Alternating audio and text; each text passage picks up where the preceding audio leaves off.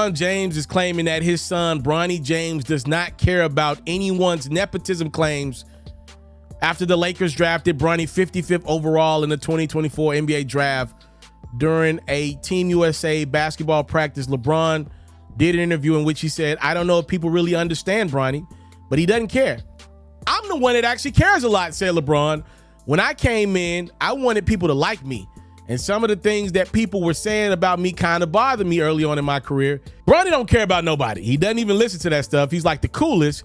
He's like the complete opposite of his dad. His dad will say something to address the critics, but bro does not care. Everything that's being said about him, he really just doesn't care. Just imagine if you were a kid and you were born into a situation where your dad was super famous, super wealthy, and you, the kid, still had the drive to want to be able to accomplish things for yourself. I personally don't know if I would have been able to do that if the roles were reversed. You know, if you actually listen to those comments that I just read to you guys from LeBron, they're actually pretty close to some comments that LeBron made about Anthony Davis a couple years ago when AD was facing a lot of scrutiny in his career.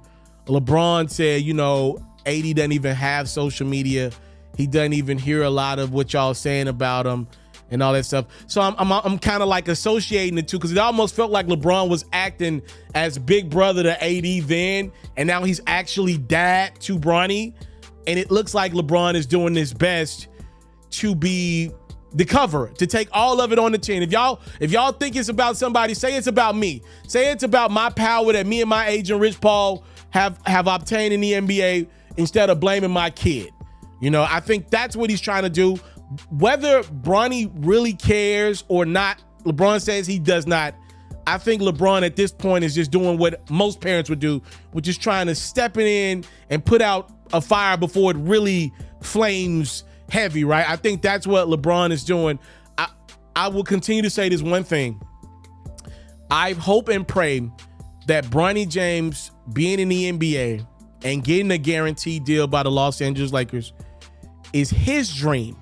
And I pray that we are not living out dad's dream to add to a greatest of all time argument that's fictitious, by the way. It's not a real thing. It's things that us fans have created in our minds, right?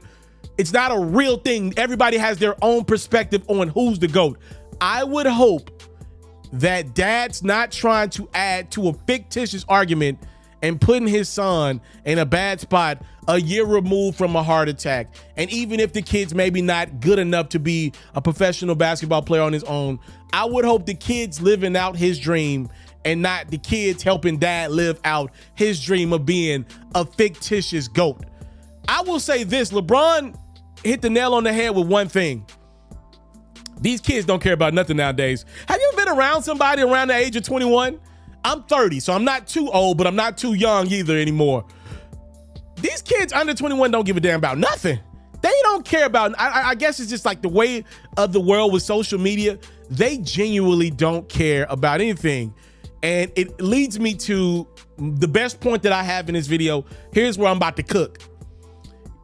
Not only do Bronny and LeBron have to get used to the lifestyle of being a father-dad duo in the NBA for the first time in NBA history, one of the things I think that's happening right now is America's having to get used to nepotism and privilege being on the other foot, per se.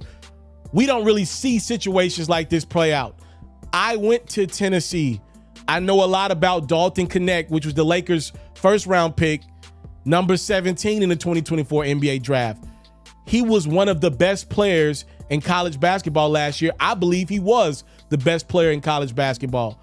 Dalton actually, as a white man, comes from humble beginnings. He moved around a lot, played basketball at Northern Colorado, ended up finally getting an opportunity to play basketball for a big-time SEC program under Rick Barnes, made the best of his opportunity, became the best scorer in college basketball.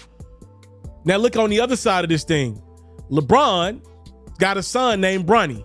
Dad's one of the greatest, if not greatest, hoopers of all time. Dad is so great in business that dad is able to leverage an opportunity for his son if bare minimum is on the cusp of being an NBA player. Wasn't a guarantee that Bronny would be an NBA player if dad wasn't in the position that dad is in right now. Ladies and gentlemen, that's America. That's what's going on every day in this country. We're just so used to it being the other way that we don't even pay attention to the nepotism that goes on every day. White America, this is y'all reality. Black America, this is our reality. It's just usually white dad, businesses all over the place, or even from an entertainment realm. White dad is a label executive. White dad is a coach, a GM, VP, whatever the case may be. He's able to bring in his kid and had all of the knowledge, all of the opportunities, private gym access his whole life. He's able to be a decent player and still get an opportunity. While black kid had to work his behind off, lead the league in scoring last year, move around from colleges, transfer, all that stuff, and still we're talking about somebody else over the kid that worked his behind off to get to this spot, even though he ended up getting drafted in the first round versus Bronny in the second round. This is America, ladies and gentlemen. Like, think about how messed up this stuff is, right? It took black people's greatest athletic specimen ever, a man that allegedly has put $1 million in his body every single damn year of his life, to be in a position to leverage the power to get his kid. Look, people are complaining about that dude, LeBron James, pulling in his kid, as if he ain't done enough to hold the NBA afloat over the last 2 decades. They're complaining about that dude. This ain't a role player or a guy who had an average career and was a great executive. We're talking about one of the greatest players of all time. People are still complaining about nepotism. But what LeBron's doing right now with Bronny is happening all over America, corporate America, entertainment, sports. It's happening every single damn day. We're just so used to it. Nobody even talk about it even more. We don't even talk about how commonplace nepotism is in the workplace. So that's why I pull back from it. I'm not finna sit around and talk about what LeBron is doing with his son versus what's happening every day. We just don't like that the shoe is on the other foot right now. Dalton Connect is actually the story of a person persevering and working and transferring and maybe wouldn't have got an opportunity, then goes and balls out as one of the best in college basketball. We're not used to seeing the white kid get overshadowed by the black kid that got pulled in via privilege and nepotism. Just my thoughts. Time loving. I'll body that. Y'all know. Come on now. Hold on now. Sometimes we got to let it breathe. Let me just take a second to let that beautiful take breathe, because I killed that. Yeah, I killed that one. Time loving support is what your boy will never take for granted. Salute. I don't know what you're watching this video on. Hell, the thing might go viral 10 times over. Make sure you subscribe, following all my channels. Just type in FERRO, TALIAFERRO. You'll find your boy. I'm out. I have a wild goal for the month of July. I want to post 300 Facebook videos and 300 YouTube videos. I want to work so hard this month that 10,000 people will follow me on my new Instagram account, as told by FERRO. I'm thanking you in advance because I know y'all gonna support your boy.